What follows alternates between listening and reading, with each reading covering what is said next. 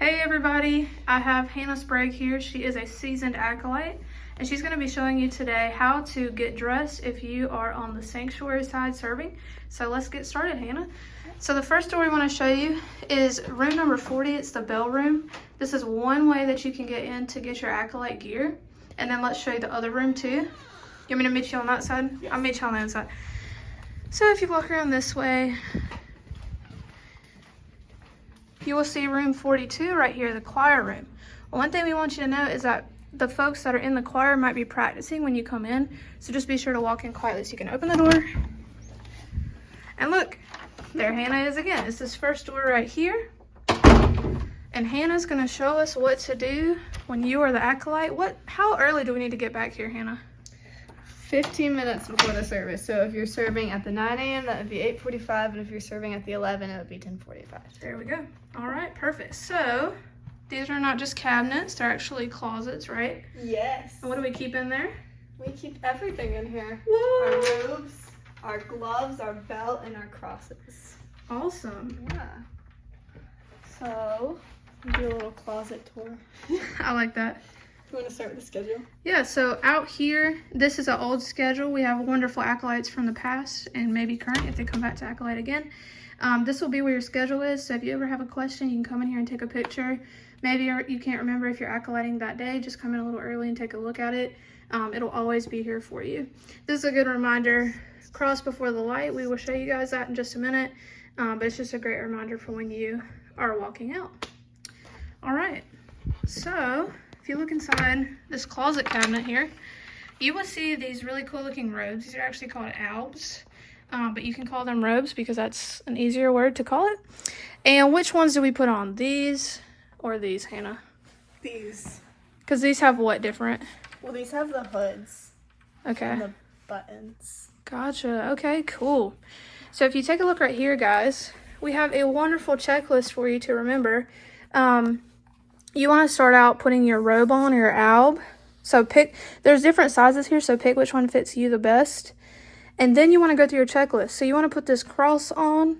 You want to have a belt on, these right here. I think Hannah's going to show us how to put that on. And you want to have gloves. I don't see the gloves. Oh no. Where are they? Don't worry. They're right up here. So your gloves are right here, guys. These look a little used, so we will make sure to clean those for you. But if you are carrying the cross or if you're carrying the candle lighter, you need to have gloves on. Hannah, do you know why they need to have gloves on? Well, if you're carrying the cross is made out of a special metal. Brass? Brass, maybe? Yeah. But it's similar to the bells. Like, you can't play the bells without gloves on. You can't touch the cross without gloves on. It's just the material, and you have, like, sweat on your hands, so it'll, like, mess up the cross over time. So you want to wear gloves. And then if you're doing the light, you want to wear gloves because you don't want to get, like, hot wax on your hands. And we think that this metal right here might be brass as well, so just in general, if you are serving on the sanctuary or in the CLMC, you want to make sure that you are wearing gloves when you're carrying the candle lighter or the cross. So, Hannah, do you want to show us kind of how to get into our acolyte gear? Sure. All right, awesome. Okay. So I think I'm a size 2. The sizes are inside. Can you keep your clothes on? Yes. Okay, yes. perfect. You wear it over your dress or whatever you're wearing that day. And then you just, like, stick your arms in. And then when I was acolyting, I used to have a hard time with these buttons. And so I'd get whoever else was acolyting, honestly, to help me. But the buttons are inside, kind of like where the armpit is. And there's this button that has 1. And then these that go over that have 2. Oh, that's great. So the 1 crosses over. Oh, I see the hidden button there. Yeah, like that.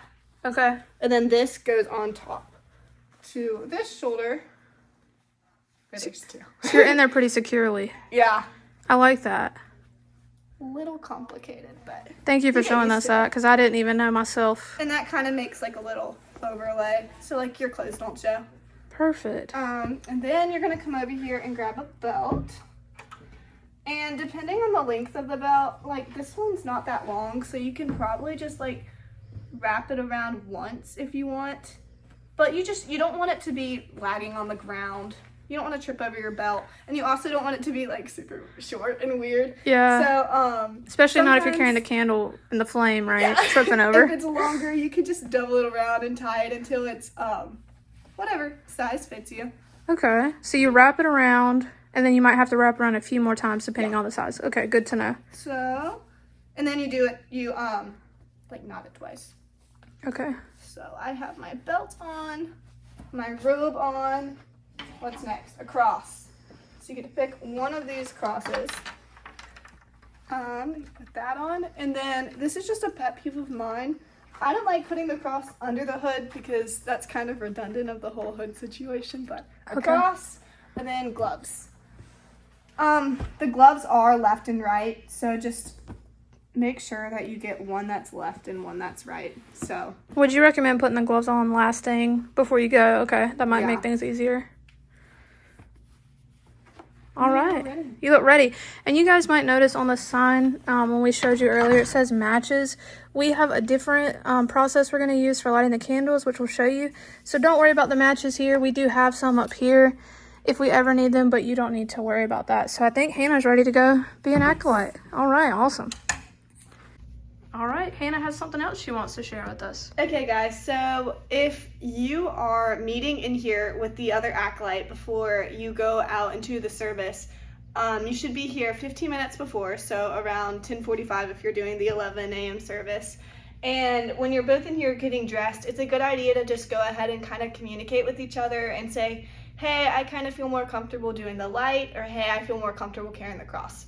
And then that just poses like which one you want to do, so it's not like all jumbly 5 minutes before the session. And I'm going to now show you how to properly carry the cross, and then I'll show you how to change the tapers if those are low. Oh. So for the cross, you want to make sure that you grab this part as well as the base, because if you only grab the metal part, the base actually comes out. Good to know. Okay. So you want to have a hand on the top and the bottom, the wood and the gold. Okay. And then when you walk in, you walk in with it facing where you're walking. And then when you go into the sanctuary, which we'll show you in a bit, when you place it in its holder, I guess I can show you on this holder, you want the emblem to be facing the audience. Okay. And then when you leave, you're actually gonna flip it because it's like God, the emblem is staying in the sanctuary even though we're leaving. So you wanna walk out with it kind of backwards. Awesome. So that's how the cross is carried. And something Hannah was sharing earlier is that the cross can feel a little heavy. So maybe you don't feel comfortable your first couple times carrying that, or maybe ever. Just communicate that with the other person with you, and maybe you guys could even take turns if you end up with the same buddy again. Yeah. All right, cool.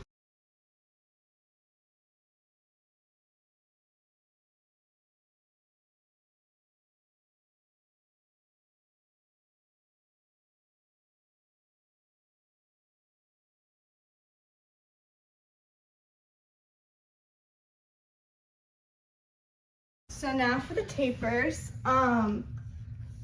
So if you decide to do the light, we'll actually have what are they called? The people who will be lighting them? The ushers. The ushers will have lighters to light them.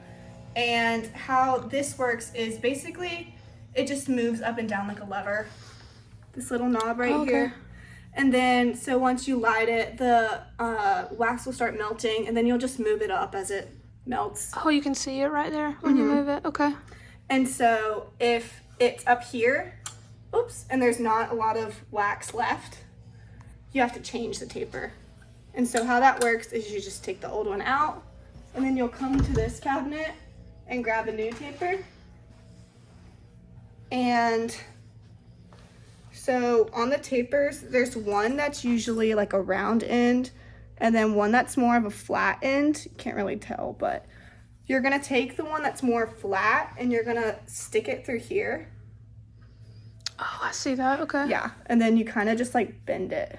Cool. And it goes down. And that's just how you refill it if it's low. And you know it's low because the bar will be higher up. And it's a little harder to push, isn't it, when it's really low? Okay. And so, again, that was just me pulling the lever all the way up. And then all the way up until you see the changer part, and then you put it back in and you pull it all the way back down. And how much of that do you really need up when you're actually acolyting? Do you need, would you recommend they pull it up and check it before they start? Yeah, that's what I would do. Just make sure they have at least enough to get through each time. Because like, this was what it was before, so it had about that much left. And this honestly would have been fine, but it just all depends on what you're comfortable with. If you're nervous about the light going out, then I'd change it, but. Okay. And the good thing, guys, is if your light does go out, we have another candle lighter that we keep in the sanctuary. And we also have pastors who are sitting behind the pulpit who will have those resources for you, so don't worry too much if that happens. But this was a great lesson, Hannah. Thank you. Anything else you want to share? Yes. When you come back after acolyting, make sure you hang up your cross and your robes and your belts back, because we don't want it to end up like all over the floor, and we don't want it to be messy for the next acolyte. So just make sure you clean up after yourselves. I think that's a great rule. All right. Thank you, Hannah. Of course.